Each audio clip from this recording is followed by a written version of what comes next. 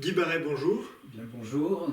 Vous publiez Publie ma gloire aux éditions Via Romana, Tout à fait. un livre qui reprend toutes les paroles de la Sainte Vierge. Alors, les paroles de la Sainte Vierge durant son passage sur Terre, mais également les paroles qu'elle a prononcées lors de ses différentes apparitions.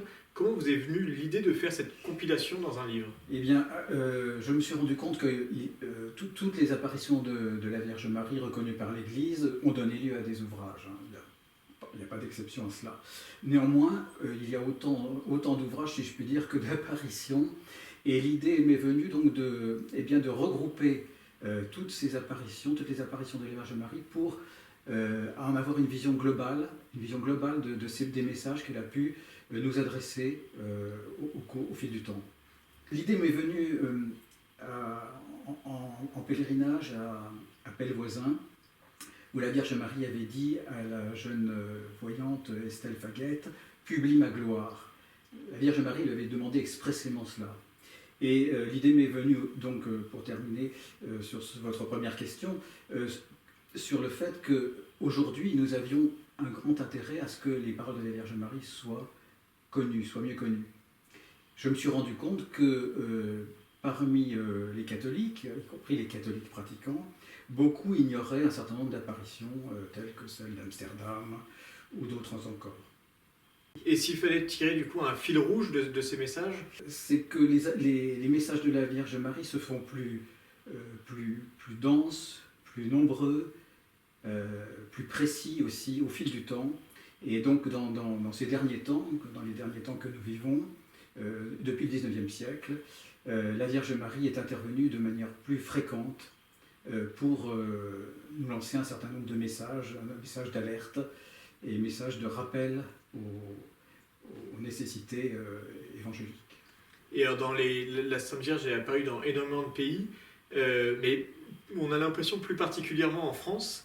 Est-ce que vous savez pourquoi est-ce qu'il y a cet attachement particulier de la Sainte Vierge pour la France? Alors, la Vierge Marie, comme vous le savez, est la patronne de la France, c'est la sainte patronne de la France. Le roi Louis XIII avait consacré son royaume et la France à perpétuité à la Vierge Marie. Donc, la France est le royaume de Marie.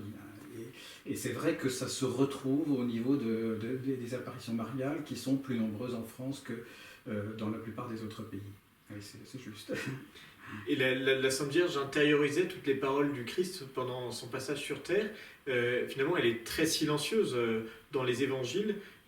Pourquoi est-ce qu'elle est si loquace depuis un siècle et même depuis ces dernières années? Pourquoi est-ce qu'elle a le besoin de s'exprimer autant? Alors votre question est tout à fait importante. La Vierge Marie, du temps de la vie terrestre de Jésus, a tenu à laisser la première place à son Fils et à la mission de son Fils. Donc elle s'est fait silencieuse et extrêmement réservée.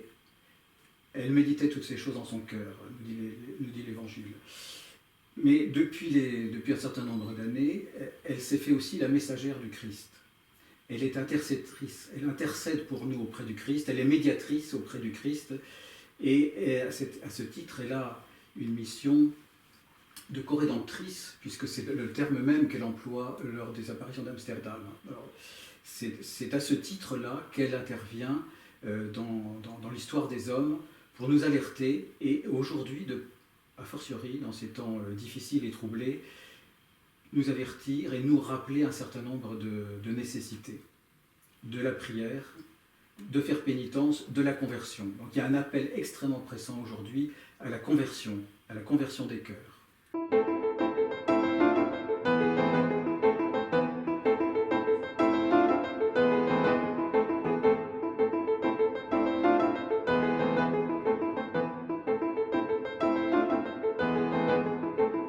Il y a les apparitions qui sont reconnues, il y a les apparitions qui ne sont pas reconnues. Pour la France, vous avez choisi de parler aussi des apparitions qui ne sont pas reconnues, mais qui donnent lieu à des pèlerinages de temps en temps encouragés par l'Église. Oui. Est-ce que vous pouvez nous parler de ces apparitions qui n'ont pas encore été reconnues?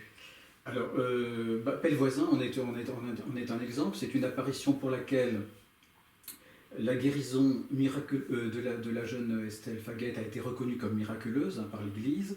Les pèlerinages y sont encouragés. Des prélats y viennent présider les pèlerinages annuels au mois d'août, et d'autres encore en cours d'année. Donc il y a véritablement un encouragement de l'Église. Alors pour autant, ils n'ont pas, je dirais, l'authenticité de l'apparition n'est pas reconnue en tant que telle par l'Église. Donc il faut le rappeler, deux niveaux de reconnaissance. Ce premier niveau, qui est un niveau où l'Église ne s'est pas prononcée sur l'authenticité elle-même des apparitions, mais encourage les pèlerinages. Et puis le second niveau, le niveau supérieur, où l'authenticité des pèlerinages, de l'apparition est reconnue par l'Église. Alors avec Pellevoisin, nous sommes en quelque sorte dans un niveau un peu intermédiaire, puisque le caractère miraculeux de la guérison a été reconnu. Voilà. Mais il y a d'autres apparitions pour lesquelles l'authenticité de l'apparition n'est pas reconnue. Les Bouchard en est un exemple bien connu. Et pour autant, les pèlerinages y sont fortement encouragés. Est-ce que vous pouvez nous dire peut-être un mot sur la façon dont l'Église procède pour authentifier une apparition ? Alors, ceci procède il y a des textes pour cela. Il y a un décret pour, je dirais, normer un petit peu la procédure, la fixer.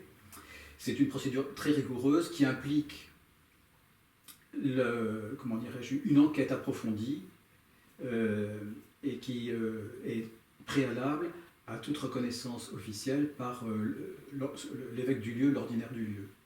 Voilà. Et alors parfois ça peut prendre beaucoup de temps. Par exemple, les apparitions du Los dans les années 1718, eh bien, n'ont été officiellement reconnus par l'Église qu'en 2008, vous vous rendez compte.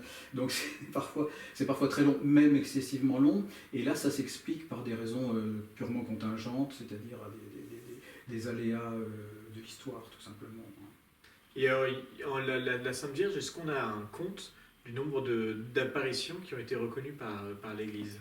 Oui, il y en a moins d'une vingtaine qui ont le degré supérieur de reconnaissance par l'Église. Parmi elles, il y en a quelques-unes, il y en a un certain nombre qui sont fortement connus comme Lourdes et Fatima. Et puis il y en a d'autres qui sont moins connus, disons, en tout cas par exemple Amsterdam. Et Amsterdam pour moi est une apparition, une série d'apparitions, puisque la Vierge Marie est apparue entre Amsterdam entre 1945 et 1959. Donc il y a eu toute une série d'apparitions, il y a eu de nombreux messages, et des messages qui sont d'une grande importance pour l'Église et pour les fidèles. J'en donnerai deux exemples significatifs. Le premier qui renvoie à un débat tout à fait actuel, c'est sur la question du célibat des prêtres, où la Vierge Marie s'est prononcée en disant que le célibat était une force de l'Église. Voilà.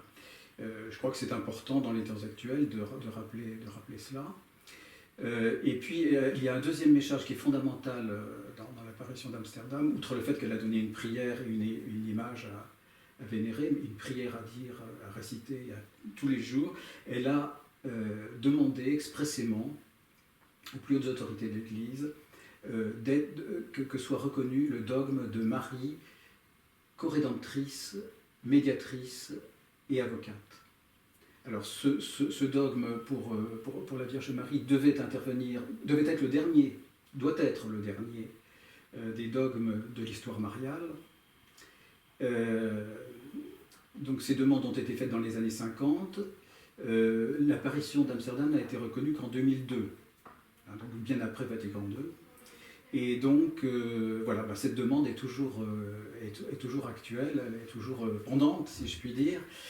Et elle a une très grande importance, puisque la Vierge Marie, en tant que mère du Christ, mère de Dieu, mère de l'Église, comme l'a proclamé le pape Paul VI, eh bien, mère des hommes, bien sûr,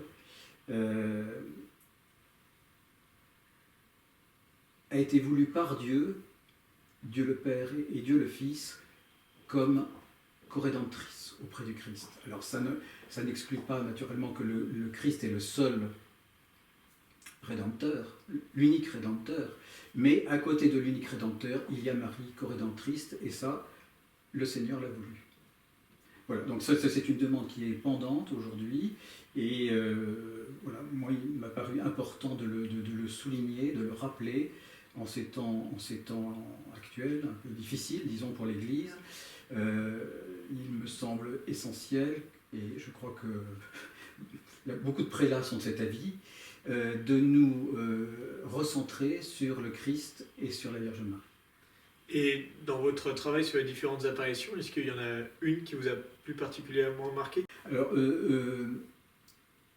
toutes les apparitions mariales ont un intérêt majeur, je puis dire, et je dirais sont touchantes en ce qu'elles montrent à la fois la dimension d'infinie miséricorde de la Vierge Marie, sa sollicitude pour nous, les hommes, et son désir immense de nous conduire au salut et à Jésus. Ça se retrouve dans toutes les apparitions mariales, et toutes celles qui sont mentionnées dans ce livre témoignent de cet amour infini de la Vierge Marie pour nous. Très bien, et bien. Donc Guy Barreno, on rappelle votre livre Publie ma gloire, qui est publié aux éditions Via Romana, préfacé par Monseigneur Ray, et avec la participation de l'abbé Michel Corteville. Quelle participation a-t-il Alors l'abbé Michel Corteville est un spécialiste des apparitions de la Salette. C'est lui qui a retrouvé, en faisant une thèse à Rome, les manuscrits des deux petits voyants, Mélanie et Maximin, qui étaient perdus, et donc qui a retrouvé ces deux manuscrits faisant le descriptif complet des apparitions qui avaient été envoyées au pape Pie IX. Et donc, voilà, c'est vraiment un spécialiste des apparitions de la Salette. Il a écrit un livre dans les années 2002, je crois, avec le père René Laurentin. Donc, je trouvais souhaitable que ce soit lui qui rédige ce chapitre sur la Salette, ce qu'il a fait bien volontiers.